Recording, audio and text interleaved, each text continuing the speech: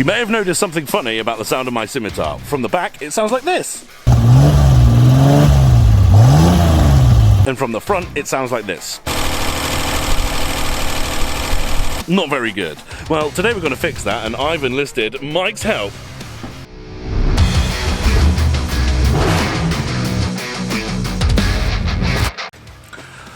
Okay, so let's talk about what that sound is, that rattling sound at the top of the engine. So basically on the top of an engine, or at least an older engine, quite a lot of old American V8s and things like that, in fact some modern V8s still use them, but they're push rods. What that means is, in the middle of the engine, or the centre of the engine, you'll have your camshaft, as opposed to a modern engine where the camshafts are at the top.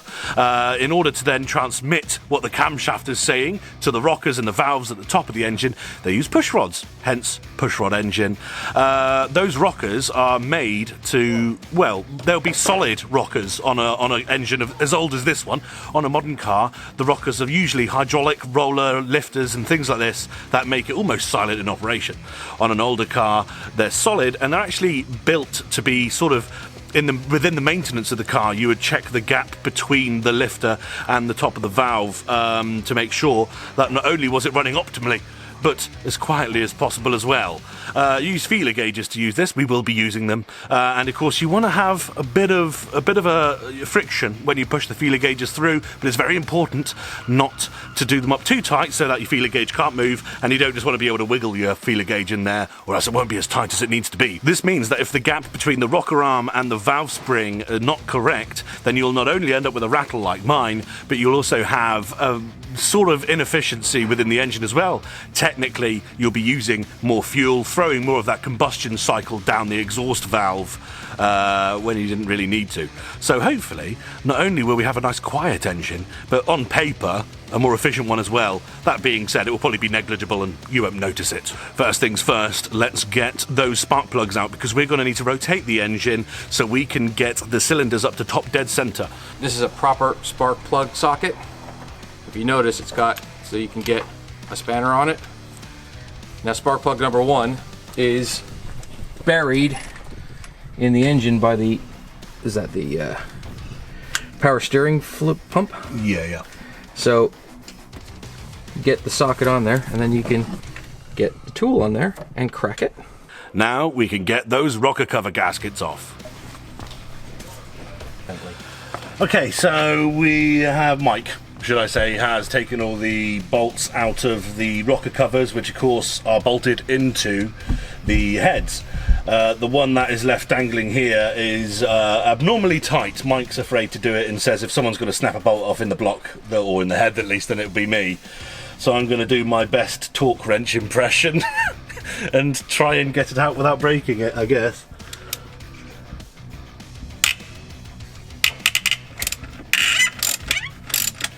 Fine. That sounded all right. So I'll tell you a little story about these gaskets, Mike. All right. They're cork. They are currently cork.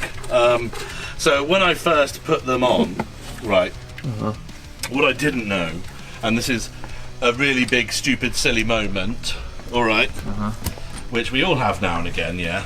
Absolutely. But when the gaskets were laid out, like these are now, the new ones, I didn't realise that one had to be inverted. Yeah. So I thought I had two of the same side, but actually you just flip it for the opposite side. Yeah. Because of that, I thought it was too long and I cut it. And then when I realised I was incorrect, I JB welded it back together. Well, it's good that we're doing this now. Yeah, I mean, to be fair, it hasn't leaked, and as you can see, I've got rubber ones from Burton Power, which don't require any sealant at all, and are reusable. Yep. So, I'm very much looking forward to that little upgrade along the way. Burton Power are the best. Burton Power are very good. This oil cap was from them. It was £50. It was also on my Ford Capri, which we don't talk about. Okay, so you can see only half came out. Yeah, only half came out, because so that's because I cut them before. I'm assuming this is the one I did cut. But yeah, I as you can see, used a lot of JB Weld to make it form a seal. And form a seal it did, you know? So actually, even though it's haggard as hell and looks like shit, I got myself out of the crap and got the car running again as soon as possible. However, I'm very much looking forward to putting these back on. Right now, we're going to pull the other one off as well and probably do some RTV cleaning. The book says you rotate the engine until 1 and 6 are closed. So this is number 1, 2, 3, 4, 5, 6, 7, 8, 9, 10, 11, 12. So I have got a spanner on the crankshaft. We took the plugs out so that the compression won't move.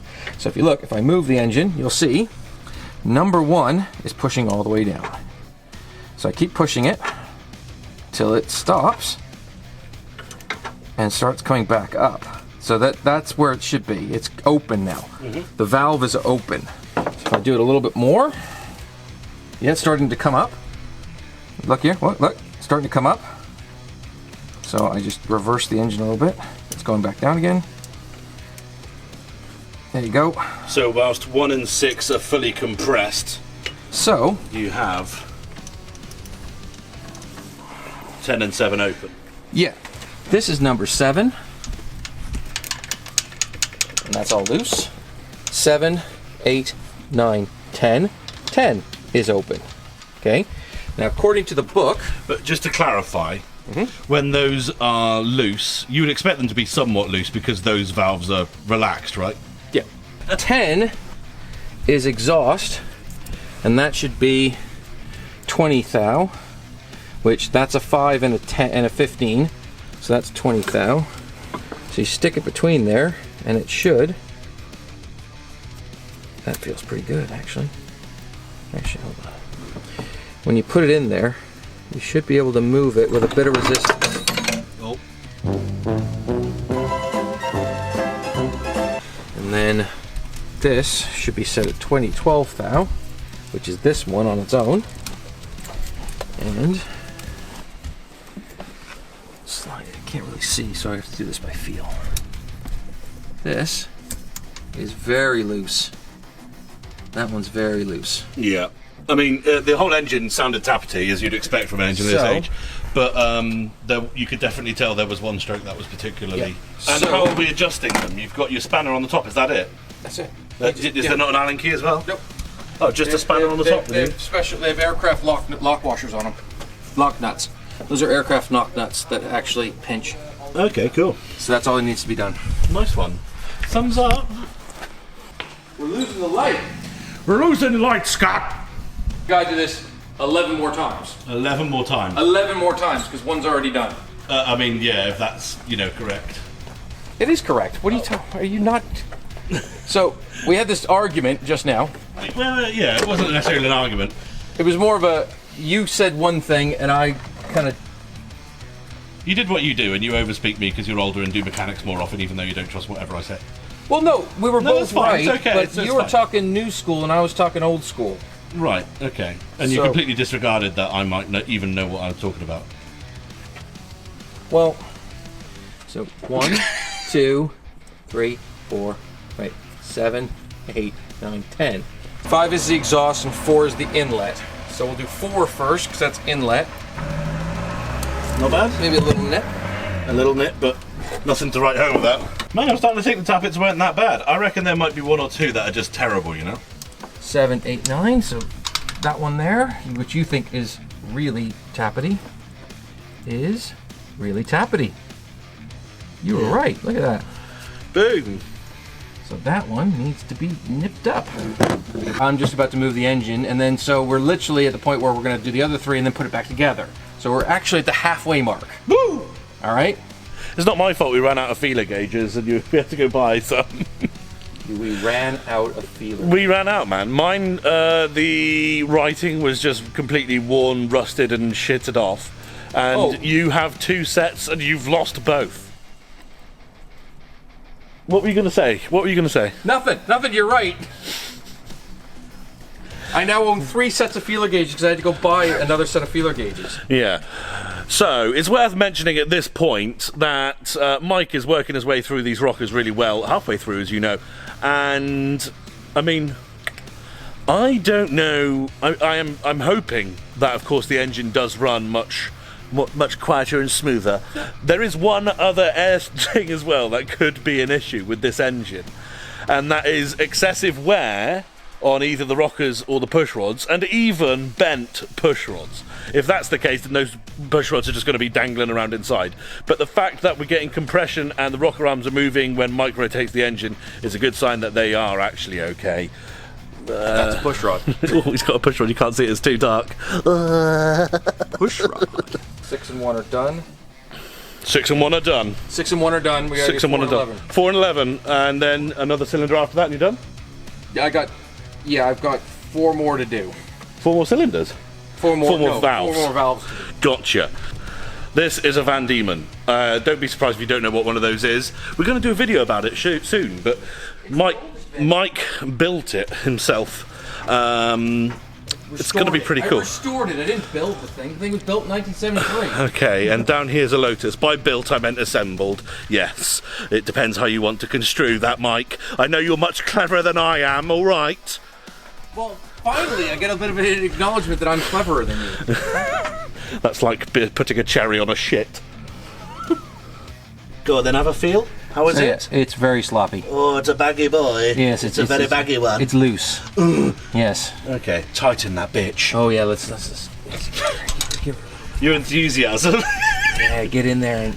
So, on average, Mike, you said a minute ago you've probably done about quarter of a turn on each one, on average. Some have been less, some have been more. Yeah. Some you've loosened. Oh no, I've tightened every one, I think. Oh, really? Yeah. Okay. But on average, about quarter of a turn, which is quite significant, really. Right, now then, Mike. Yes. Are we going to fully reassemble the engine again, turn the key and see what happens? Yes. Okay, cool. Are we going to do a time lapse on this? Yes! Yes!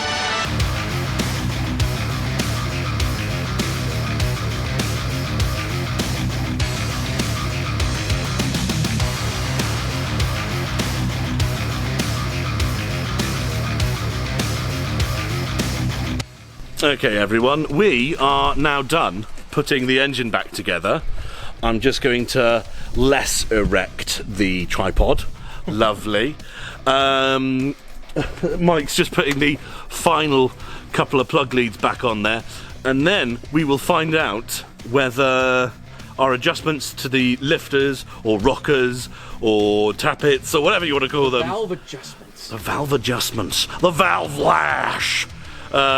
See if that's made any difference and see what the car sounds like, which, to be honest, is my main attraction. Other than that, we'll give the car a quick tweak on the carburetor because it's still running a bit high, set the speed screw so it idles at 800 RPM, and give it a blat, see what it sounds like. It's dark though, as you can tell. You might not be able to see much. 9 o'clock at night. It is. Okay, we'll fire it up. Place your bets. Is it going to run? Is it going to brake? Or is it going to be absolutely fine in every single way? Should be fun. Should be fun. It'll be fine. Yeah. Fuel pump? Ooh, yeah, Nice. there you go. You're at PSI.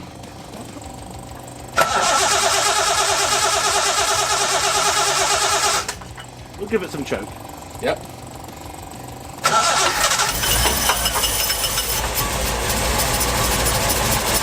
That sounds quieter. There's a noise in there I've not heard before. What is that noise? It's at the front. Ah, it's your... Yeah. Off.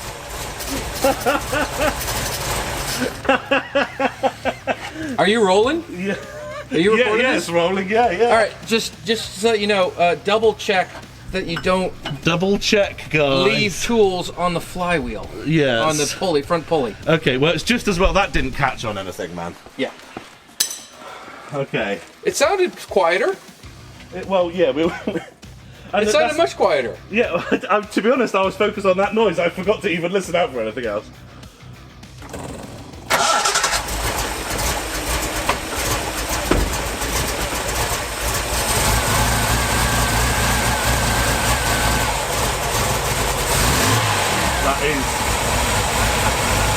That's amazing.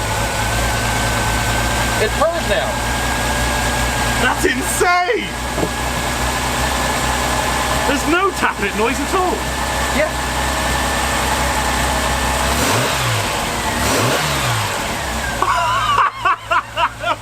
Yeah! Oh my god! That's insane! I want to make sure this is rolling properly. Give it a couple of revs on the old carburetor there, my love. I can't believe this is the same engine.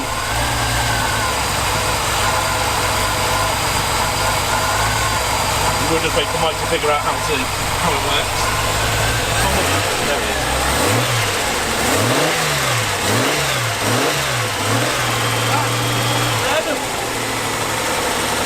That's so quiet. And then coming round the back, give it another couple, Mike.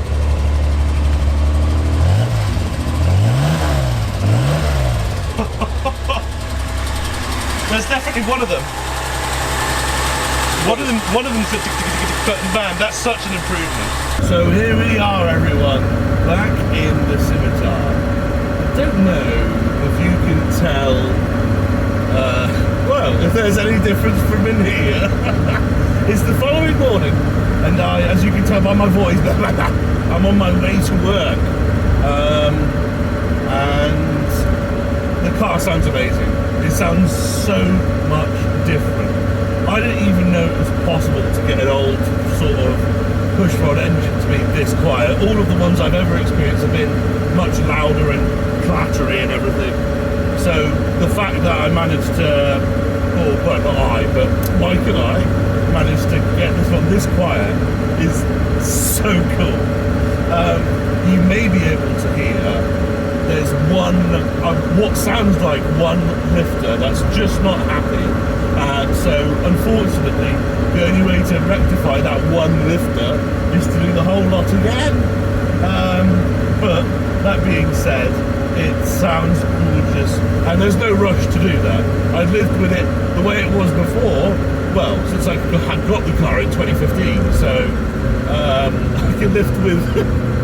I can live with one lifter being a bit out of place for right now. I'm going to wind the window down and see if that makes any difference to you hearing. Probably not, because the seals are so gone in the car anyway.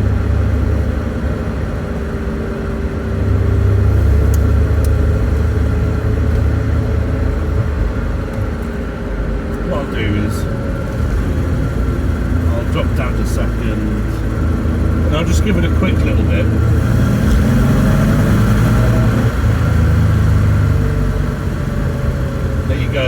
It's not the most ideal situation to be listening to a car in, that's for sure. But it's really changed the car for me. It's kind of, because it's so much calmer and quieter, it sounds less rowdy, and because of that, I'm like more just sort of, yeah, chill man, it's okay man, don't worry. And just, short shifting and stuff like that. But in actuality, if you still put your foot down, it's still as powerful as it was before. I wouldn't necessarily say there was any performance gain, but you do feel happier using the rest of that rev range, because before, the more revs you did, the more clattery the noise got, right? So it felt almost, my mechanical sympathy meter was off the charts, so you can use more of it now. So even though it might be more efficient, I might be being more inefficient. Listen to this, look. You can hear that little tick at the front there, and then... Well, there you go. Follow the instructions is all you really got to do. But check with a professional first. Don't follow our video. We don't know what we're doing. No. Read the book. If the book if you do it exactly as the book tells you, you can never go wrong. It's true. It's true. Thanks very much, guys. This has been awesome. I can't wait to drive this and see what it sounds like.